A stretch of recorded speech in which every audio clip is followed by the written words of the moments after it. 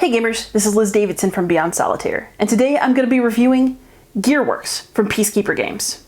Before we get started, I just want to say this playmat is an additional purchase. It does not come with the base game, but visually I think it really helps, so I'm using it. So Gearworks is a game about trying to earn the most points after 3 rounds, and you're all tinkerers who are trying to build various contraptions that require these components around the edge of the board to be built. So for example, if you draw a turtle and that's what you're trying to build, you're going to be trying to control column D right here, and also row 1 right here.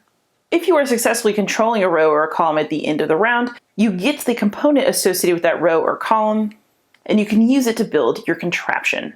You can use one or both, but having both gets you more points. So how, you ask, do we go about gaining control over various rows and columns so that we can get the parts we need? Well, we're going to play from our hand of cards. There are a couple of placement rules in this game. The first placement rule is that you can't place a card of the same color in the same column. So this column already has a blue gear, which means I can't play another blue card in this column. I can't play a yellow gear in this one, a red gear here, or a green gear here.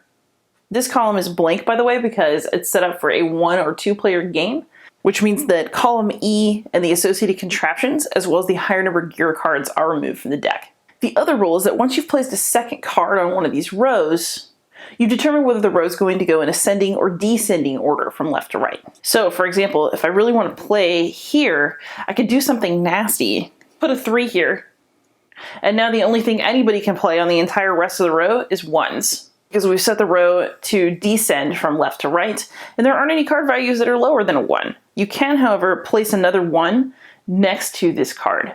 So it would impact the way the game is played for the rest of the round.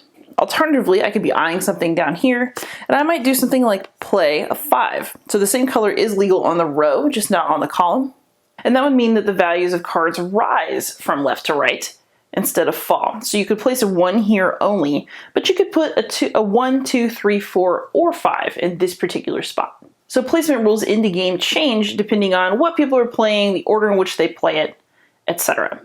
So the placement rules in the game change depending on the order in which people play and where they play those cards. Also, when you do play a card, let's say that I'm the red player, you flip the gear and rotate it so that we know who's currently in control of this column. And if somebody else wanted to wrest that control from me because they also wanted a D part, then they would need to play a card to this column and supplant me. I would also, for the moment, control this row. So this game has some interesting card placement aspects in place and a fun little scramble for dominance. However, what if you don't have a great hand? What do you do if you are stuck and kind of need a way out of a bad situation? This game also provides you with several options.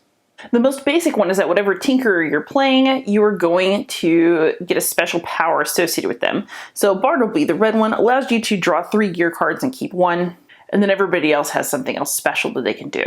You'll also want to be making good use of your sparks. They allow you to do all kinds of interesting things during gameplay. For example, your options on a turn are either to play a card or pass.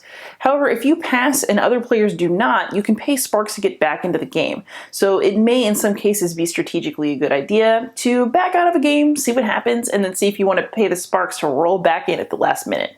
Sparks also allow you to replace cards that are already out on the board. So if you pay a spark, you can actually play one of your gear cards on top of one that is already out, as opposed to in an empty space. So if you need to reset things and change the board state, then sparks give you that option. And then of course, if you have a bunch of sparks and don't have to do anything with them, then they're worth points at the end of the game. It is possible to earn sparks during gameplay through another really neat little game aspect called tinkering. Tinkering happens when you place a card in an empty space out on the board, and that card happens to match the value, either added or subtracted, of 2 cards that can be reached from that card, directionally speaking. So for example, if I wanted to play this 6 right here, 5 and 1 add up to 6, and I would have successfully tinkered, so not only could I play my card, but I could grab myself a spark to use later. Overall, this is a simple game, but it offers you a lot of choice in terms of how you want to place your cards, what you want to do strategically, how you want to spend your sparks, and overall there's some really cool choices to make over the course of a game of Gearworks.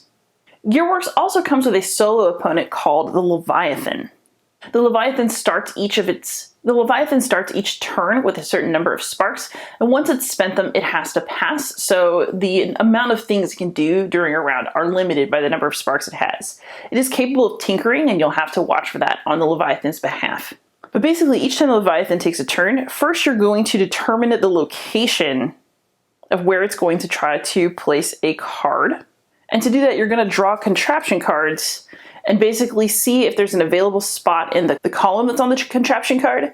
And then if there is, you'll see if this number is going to work. Placement is going to change if the location that you accidentally flip over is occupied, if the Leviathan already controls that row or column, or if there are certain numbers of open spaces left on the board.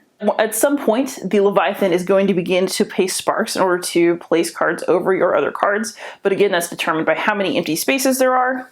And then once you've figured out where it's going to try to place, you're going to flip over a certain number of gear cards until you draw one that's actually going to work for the space where the Leviathan is trying to place. It won't be successful every time, so depending on the difficulty level that you've chosen, it's going to have a different number of card flips to try to find something it can place on the board to counteract you. Depending on the level you're playing, the AI will also have a tinker ability, and it will start the turn with a different number of sparks. The way the AI works is generally pretty simple. However, there are a whole lot of card flips involved, so much so that if you go on Board Game Geek and look at the way that the solo AI works, there's an entire flowchart that has been put up to assist you with your choices, which I'm displaying here. So that is a basic overview of Gearworks and how it plays. Overall, I actually think that Gearworks is a very good game. It's got a low price point, which is not insignificant, but it's also a quick and clever game with a lot of interesting options for card placement. I like that it forces you to make decisions not only in terms of where to play your cards, but how to play them. Do you want to come out swinging early in a round and reveal what you really want on the board? Or do you want to wait a little bit and see what other people do, but perhaps lose your chance to pounce? On top of the interesting timing decisions that the game presents, I also like that it offers you interesting ways to play your cards even if you don't have exactly what you want. The opportunity to tinker is great. And the fact that you can use sparks to manipulate the board a bit is something that I think is great, especially if you've been dealt a bad hand.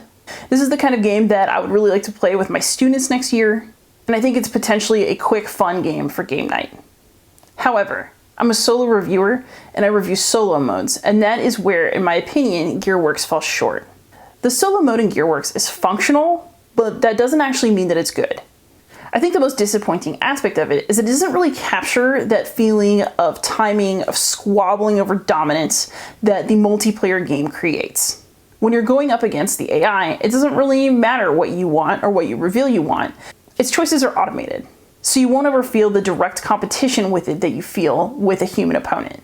The other issue is that while the solo mode is functional, it is very clunky.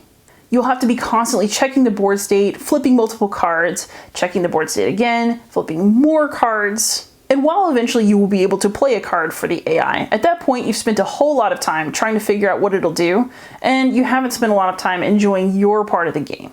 And for a game that is as light and fast as Gearworks, that doesn't work very well for me. Overall, I think Gearworks is a very good game, and I'm holding on to it and looking forward to playing it with students when we are all able to be in the same room again. However, if you're a solo player looking for a game to play for one, the solo mode is functional and will allow you to play the game, but I don't really think that that's enough. So I give Gearworks a 6 out of 10. Thanks for watching, and happy gaming.